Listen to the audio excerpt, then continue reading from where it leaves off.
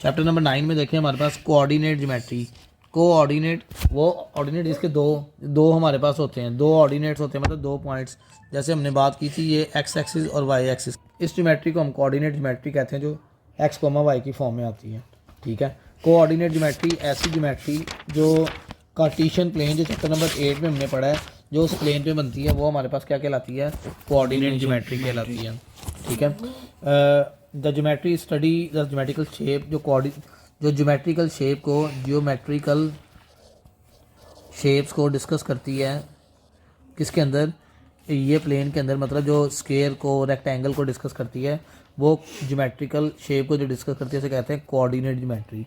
क्योंकि ये जो ज्योमेट्रिकल शेप्स हैं इनके 4 कोऑर्डिनेट्स होते हैं, तो कोऑर्डिनेट से मिलकर ये ज्योमेट्री बनाते हैं। प्लेन, इस एक्स वाई को हम क्या कहते हैं? प्लेन कहते हैं। ठीक होगी बात? तो जो प्लेन ज्योमेट्री जो प्लेन के अंदर डिस्कस करती है उसे हम क्या कहते हैं?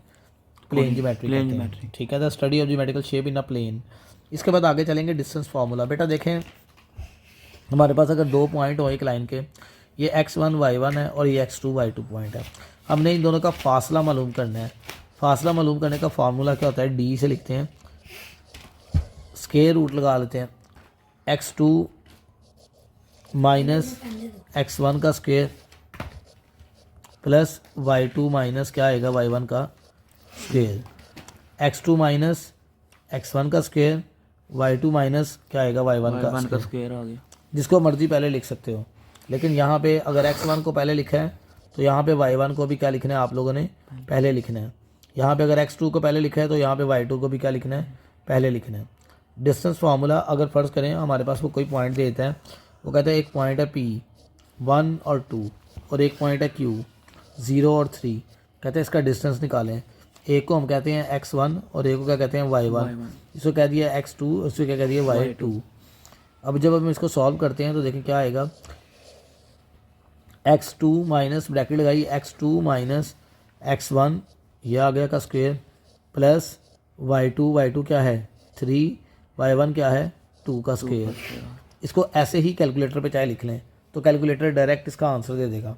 अब ये -1 का स्क्वायर लेंगे तो 1 आ जाएगा, यहाँ पे 3 में से 2 निकालेंगे तो 1 आएगा, 1 का स्क्वायर 1 प्लस 1 तो कितना आ गया? स्क्वायर रूट 2 आ गया। मिड पॉइंट का मतलब है दरमियानी नुक्ता। ठीक है, दरमियानी नुक्ता कैसे निकालते हैं?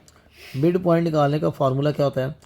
x1 पहले आपने ब्रैकेट लगानी है, x1 plus x2 divided by 2 comma y1 plus y2 divided by 2। देखें बेटा, आपको 2 सवाल आने हैं इस चैप्टर में से। 2 सवालों में से एक आपको आनी है डेफिनेशन और एक डिस्टेंस फार्मूले का या एक मिड पॉइंट फार्मूले का सवाल आना है, और 2 MCQs आने हैं जिनमें से एक MCQ डिस्टेंस फार्मूले का या मिड पॉइंट फार्मूले का होना है।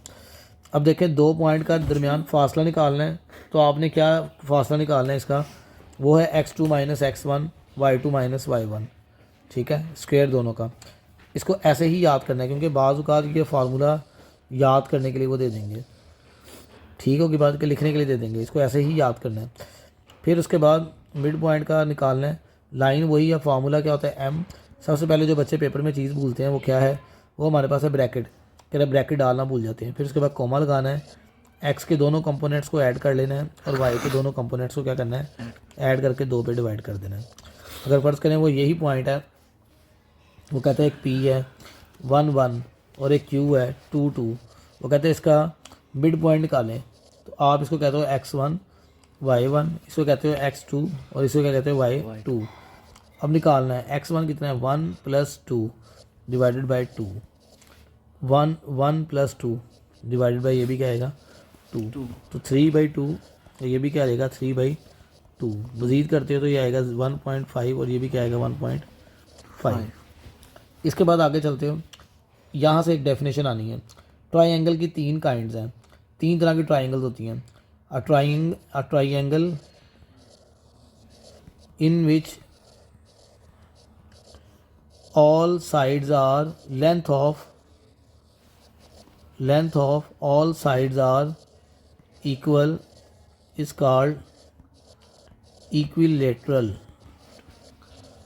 जिसमें तीनों साइड की लंबाई बराबर होती है उसको हम क्या कहते हैं? इक्विलेटरल। जिसमें तीनों साइडों की लंबाई बराबर होती है उसे क्या कहते हैं हम? इक्विलेटरल। ऐसी ट्रायंगल जिसमें तीनों साइडों की लंबाई क्या होती है? बराबर होती है, उसे इक्विलेटरल। इसको कहते हैं जैसे ये ए है, ये बी है, ये सी है, यहाँ पे भी लिख दें 4 सेंटीमीटर, इधर भी लिख दें 4 सेंटीमीटर और इधर भी लिख दें 4 सेंटीमीटर। तीनों साइडों की लंबाई बराबर हो तो वो कौन सी होती है? इक्विलेटरल। ये निशान का मतलब है साइडें सारी बराबर हैं। समझ आ गई? इसके बाद अगला है आइसोलेसिस ट्राइंगल। अगली कौन सी है हमारे पास? आइसोलेसिस। आइसोलेसिस ट्राइंगल देखें, a triangle in which length of two sides are equal, जिसमें दो अजला की लंबाई बराबर होती है, दो साइडों की लंबाई बराबर है, वो हमारे पास क्या कहलाती है? Isosceles triangle. जिसमें दो की लंबाई बराबर है, जैसे आपके पास ये नज़र आ रहा है इस वक्त, दो की लंबाई बराबर है, इसको कहते हैं ये 5 सेंटीमीटर है और ये भी कितना कहते हैं खुद ही 5 सेंटीमीटर। ठीक है, तो दो का निशान का मतलब है कि दो अजला की लंबाई क्या है? बराबर है। जिसमें दो की लंबाई बराबर होगी वो हमारे पास क्या कहलाएगी? आइसोलेसिस। क्या कहलाएगी? Isosceles triangle. जिसमें 3 की बराबर होती है उसे क्या कहते हैं? इक्विलेटरल। क्या कहते हैं? इक्विलेटरल। इसके बाद आगे चलते हैं। आगे हमारे पास है राइट एंगल। राइट एंगल हमने पहले पढ़ा हुआ है, अ ट्राइंगल चैप्टर नंबर 15 में पढ़ा था। अ ट्राइंगल इन विच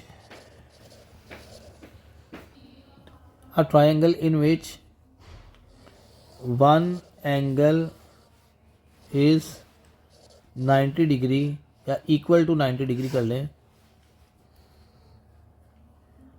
जिसमें एक एंगल जो हमारे पास है वो कितना है?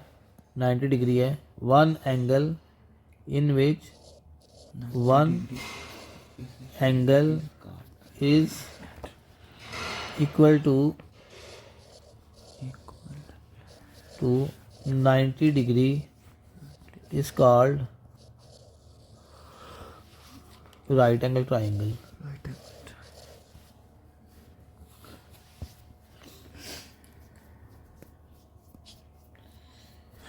ठीक हो कुछ बात? कैसे इसके डायग्राम आएंगे देख। ये हमारे पास देखें, ये 90 डिग्री एंगल आ गई है, ए बी सी है, ये 90 डिग्री एंगल है। ठीक है जी। इसके बाद आगे चलते हैं। सेक्लेन कौन, क्या वर्ड है? सेक्लेन। ऐसी triangle, a triangle in which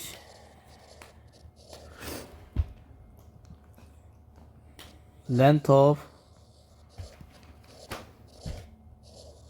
all sides are different is called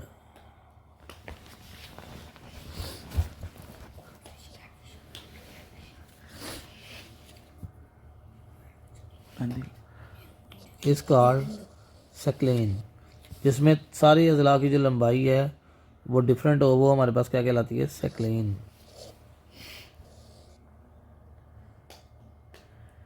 इसको करने के लिए आप ऐसे कर लें, 4 सेंटीमीटर कर दें, 5 सेंटीमीटर कर दें और 3 सेंटीमीटर कर दें।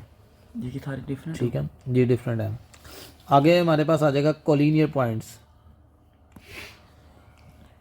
2 or more than 2 points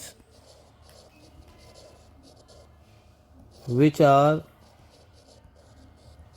lying on same line are called collinear points।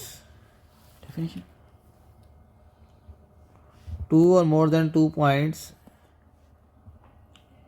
2 points, 2 or more than 2 points which are lie on same line। तो सेम लाइन पे लाई करें वो हमारे पास क्या कहलाते हैं? Collinear points.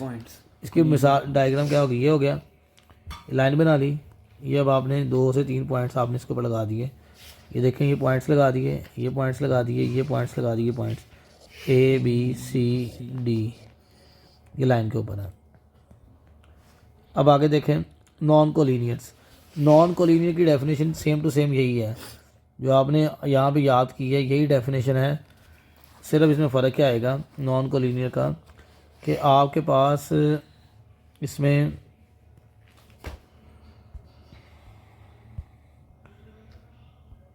ये यहाँ पे आ जाएगा आर नॉट लाइंग ऑन, यहाँ पे आप कर लें are not lying on, are not lying on same line. ठीक है, सिर्फ नॉट का वर्ड आ जाएगा और डेफिनेशन वही हो जाएगी आपके पास।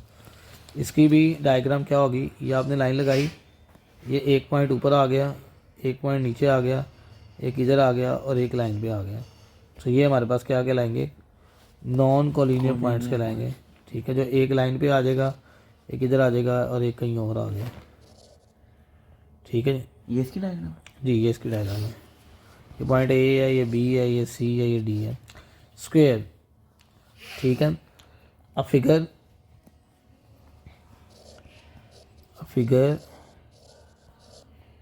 या ज्योमेट्रिकल फिगर भी कहते हैं, in which length of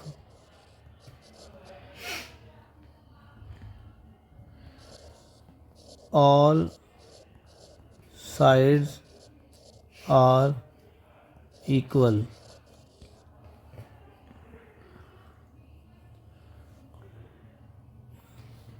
all sides are, and make 90-degree angle।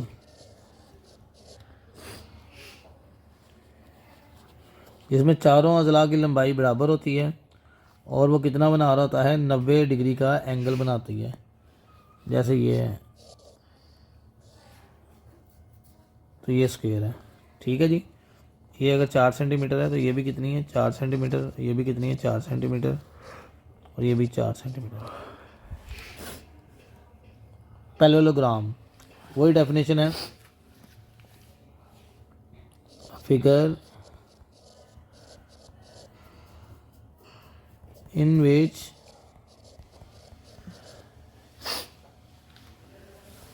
opposite sides are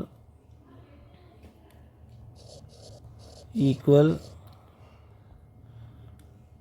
and make 90-degree angle।